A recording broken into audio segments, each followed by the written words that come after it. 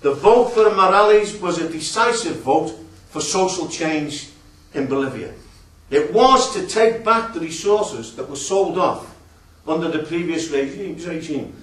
By the way, Morales is now one of the longest serving governments. He's only been in power for 3 years, 2.5 years, one of the longest serving governments in the history of Bolivia itself. But if you look at the program of Evo Morales,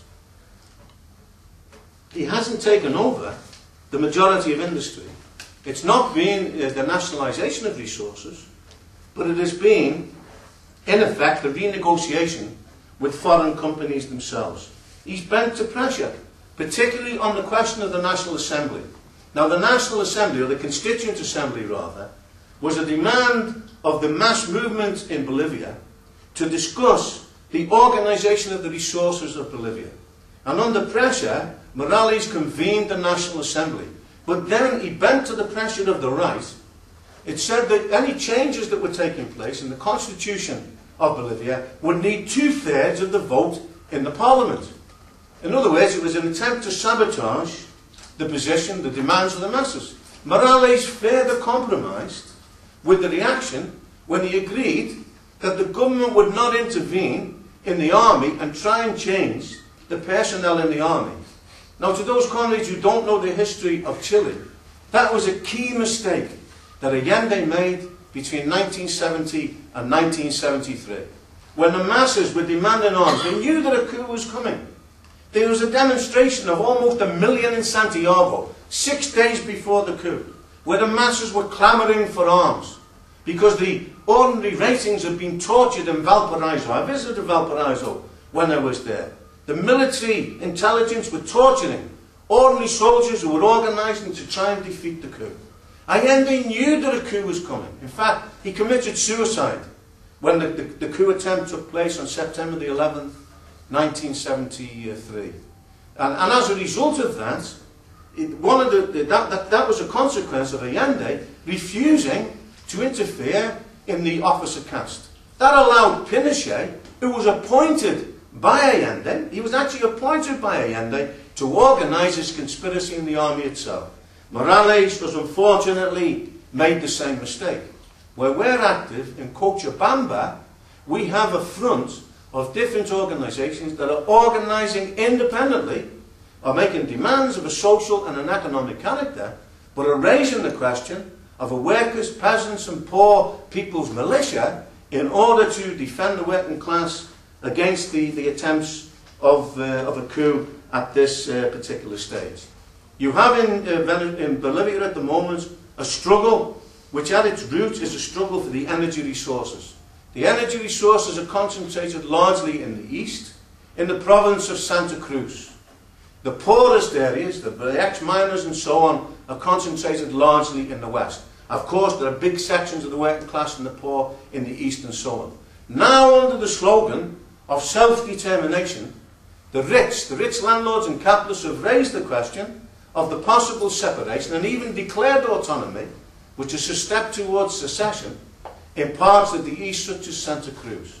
Now, you could, any demo, we support the right of self-determination in general, but the right of self-determination is subordinate to the interests of the working class as a whole, especially when it's a right for self-determination of the rich rather than the right of self-determination of the poor. It's even possible still, depends what happens economically and socially in the next period, it's possible that the Bolivian situation will result in an outright civil war. We are not just commentators now on this. In the past we didn't have the resources.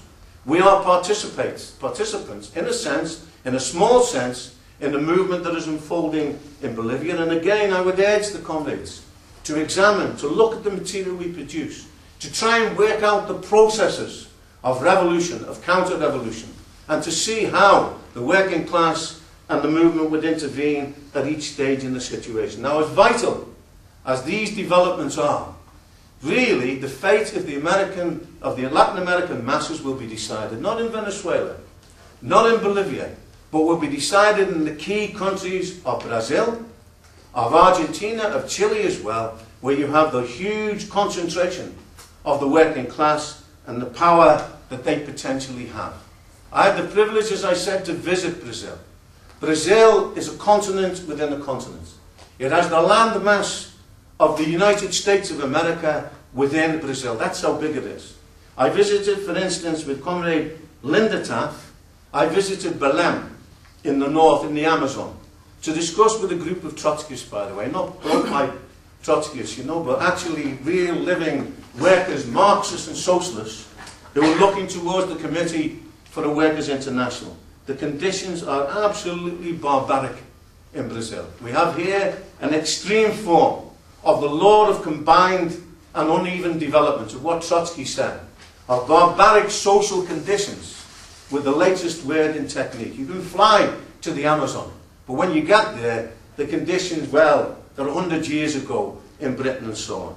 We were in a very dilapidated hotel, and Peter Taaffe was looking out the window one morning, and she saw a man who had obviously been sleeping on the streets. He got up, he urinated on the street, because that's what happens. There's no public toilets in the Amazon. He had a shirt, he was what you would call one of the shirtless ones. He had like a vest, he didn't have a shirt. He had a big bottle of water, one of those huge bottles. He got the bottle and poured it over his head. That was his morning shower. And then he toweled himself down and walked, obviously, towards a local workplace. That's a worker, by the way. That's somebody who has a job.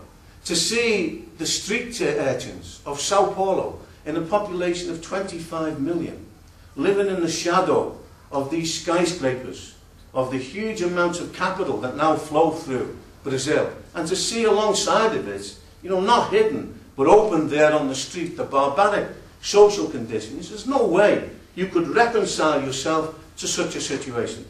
Brazil is supposed to be the showcase of Latin America, and in a certain sense it has experienced a certain growth. They claim a growth of 5%, our comrades say it's no more than 1 to 1.5% growth. This growth has passed the Brazilian masses by. We went to Rio de Janeiro, one of the jewels, by the way, from the point of view of beauty in Brazil, and the world if it comes to that. And yet you have the favelas, the slums of Rociana, which comes down to the beautiful beach of Ipanema in Brazil, right down to the beach, you know, where you have not, as you have, like in Britain, of distinct areas of rich and poor, but of rich and poor living cheek by jowl with one another in the situation itself.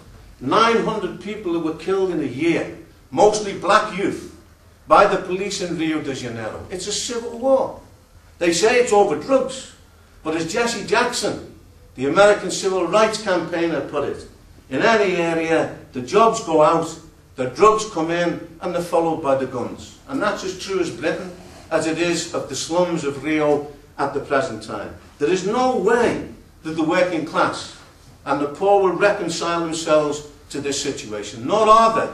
They're creating fighting organisations. In the trade unions, for instance, the equivalent of the British TUC, that dormant body that does nothing for the working class of Britain. We have the equivalent in Brazil of the CUT.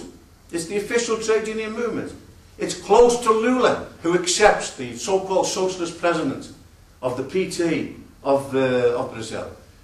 They're close to Lula. Lula uses them to dragoon and discipline the working class of Brazil. From the below, a new organisation is developed called Lutas. It's the Coordinated Committee of Struggle, a bit like Rob Williams' National Shop Stewards organisation in embryo. Maybe it's not as powerful, the National Shop Stewards organisation today. But it's been created for the very same reason. Not that we will ignore the official trade unions, nor do we ignore them in Brazil, but as a lever to reach the most combative fighting elements of the working class at the present time.